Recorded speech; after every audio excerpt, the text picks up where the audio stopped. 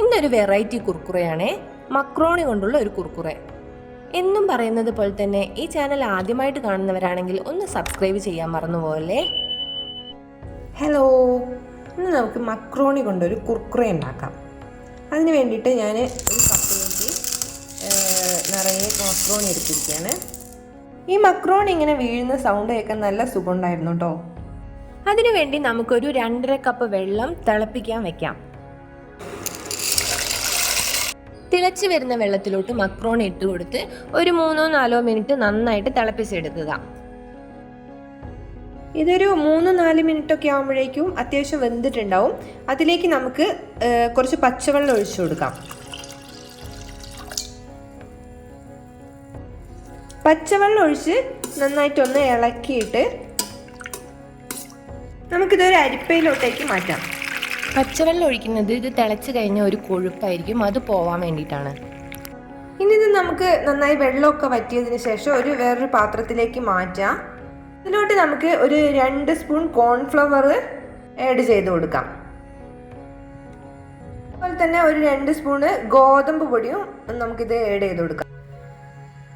ഇതിലേക്കൊരു 1/4 സ്പൂൺ ഉപ്പ് കൂടെ ചേർത്ത് കൊടുക്കാം. ഗോതമ്പ് പൊടി ഇല്ലെങ്കിൽ മൈദ ഉണ്ടെങ്കിൽ അത് ചേർത്ത് കൊടുത്താലും മതി. മിക്സ് ചെയ്തത് നമുക്കൊരു 10-15 മിനിറ്റ് റെസ്റ്റ് ചെയ്യാൻ വേണ്ടി വെക്കാം കേട്ടോ. ഇനി നമുക്ക് കുർക്കുറെ തയ്യാറാക്കാൻ വേണ്ടിയിട്ട് ഒരു പാൻ അടുപ്പിലോട്ട് വെച്ച് അത് ചൂടായി വരുമ്പോൾ കുറച്ച് ഓയിൽ ഒഴിച്ചു കൊടുക്കാം. ഓയിൽ നന്നായി ചൂടായി വരുമ്പോൾ നമുക്ക് തയ്യാറാക്കി വെച്ച മക്രോണി അതിലേക്ക് കുറച്ചായിട്ട് ഇട്ട് കൊടുക്കാം.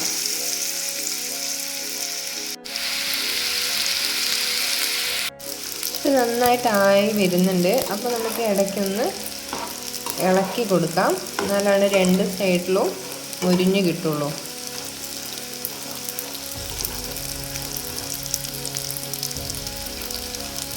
നമുക്കിതൊരു പാത്രത്തിലേക്ക് എടുത്ത് മാറ്റി വെക്കാം. ബാക്കി കൂടെ ഉള്ളത് നമ്മൾ ഇതിലേക്ക് എണ്ണയിലേക്ക് ഇട്ട് കൊടുത്തിട്ടുണ്ട്.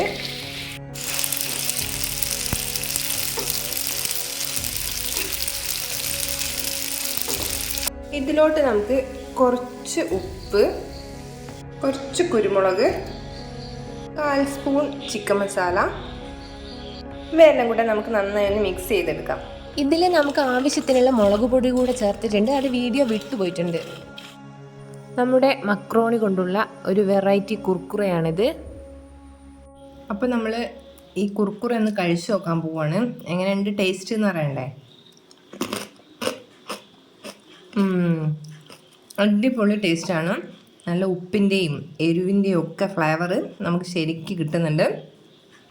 അപ്പോൾ എല്ലാവരും മക്രോണി കിട്ടിയാൽ ഇതൊന്ന് ഉണ്ടാക്കി നോക്കാം.